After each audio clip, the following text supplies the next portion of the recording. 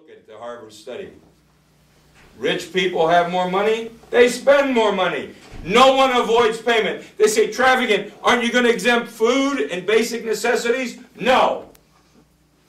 Everybody pays. Everybody. Those at the bottom end of the ladder save their payroll receipts. If they're under the poverty level, they can approach themselves to a nearest government entity that will provide them with assistance, being under the poverty level. But under this plan, they must all work. If you have 15 kids, you work at the daycare center. If you do not work, you don't get the check. But you keep all the money you earn. You reward work, not penalize work. You reward independence, not dependence. Also, how big is the underground economy of the United States of America? There are people making thousands of dollars a week. Their wife is living in public housing, and they have an SSI card. Everybody pays. The Japanese and Germans come visit Broadway in Las Vegas, they pay. There's one other thing, folks. That car made in America has no load on it at all. Now it's exported.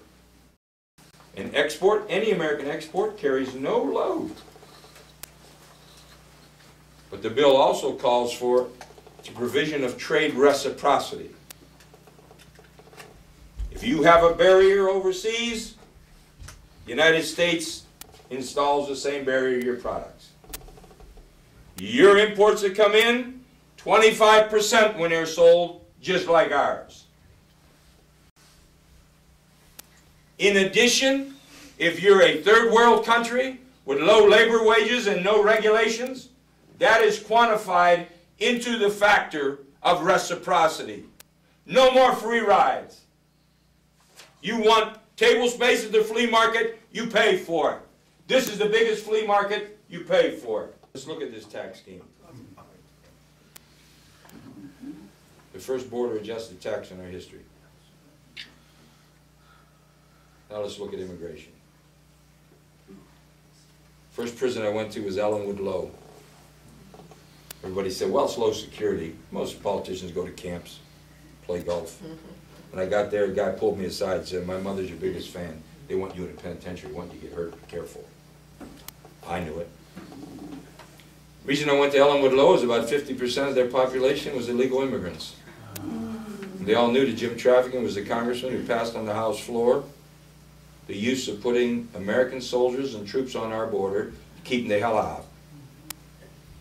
And I slept with one eye open.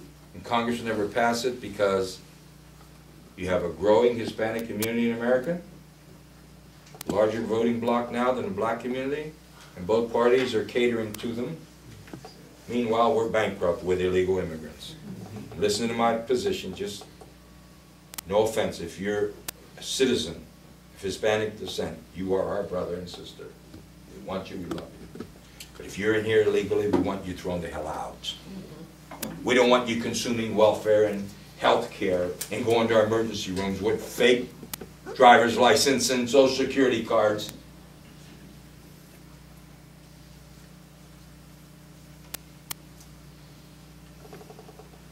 The United States of America no more. Everybody thought the old USSR would never collapse.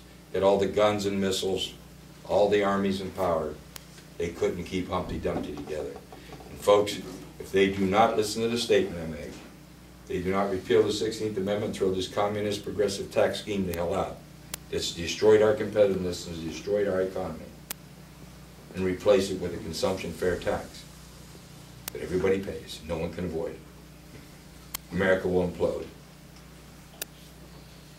I'll even predict the first states.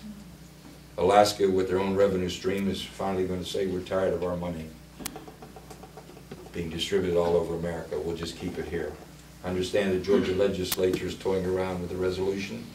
They'll collect all federal taxes, but they won't send them to Washington. They'll use the federal taxes generated in Georgia in the state of Georgia. You could see you could see what's happening, folks. You could see what's happening. It's not good. Now we look at cap and trade, and we look at health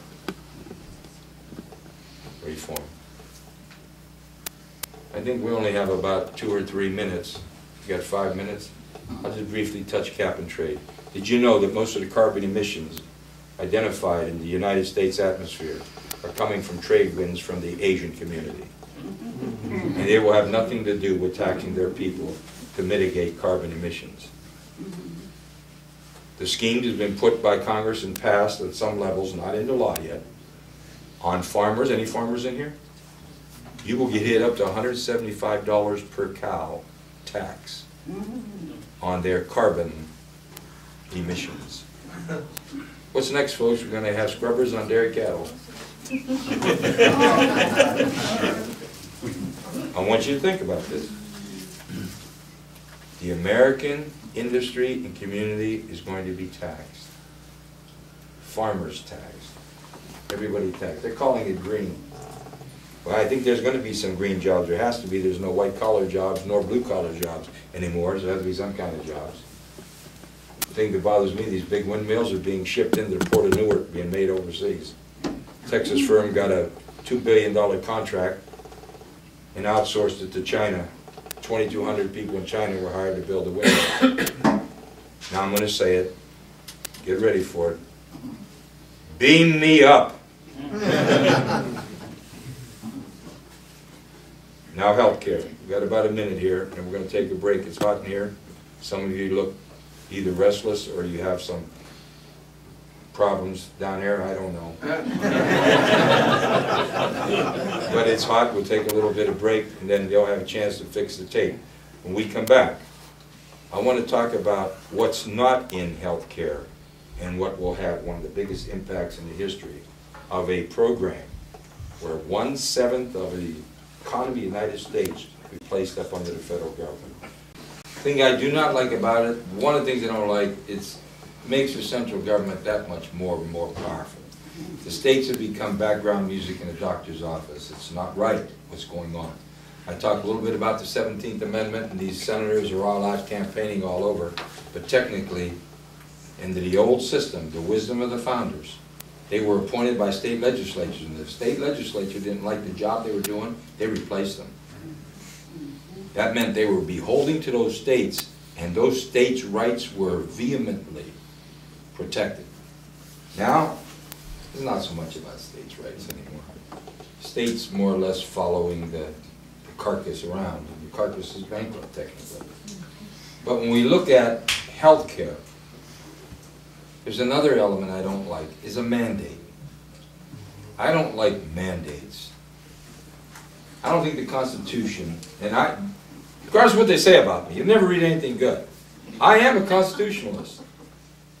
I think we should just go by the Constitution. There's a lot of wisdom to it. Some of the tinkering we did to it wasn't even in the best interest. Remember, the founders rewarded work, property, was so important. It was actually life, liberty, and pursuit of property. But they said it didn't have a nice ring to it, so it became life, liberty, pursuit of happiness. That's how important property was. And what is property? As Mickey here, more than anybody, has dramatically shown, and his group has tremendously performed with and through pro se people in court, been effective by identifying property as a man's labor. What is our property if not for our labor?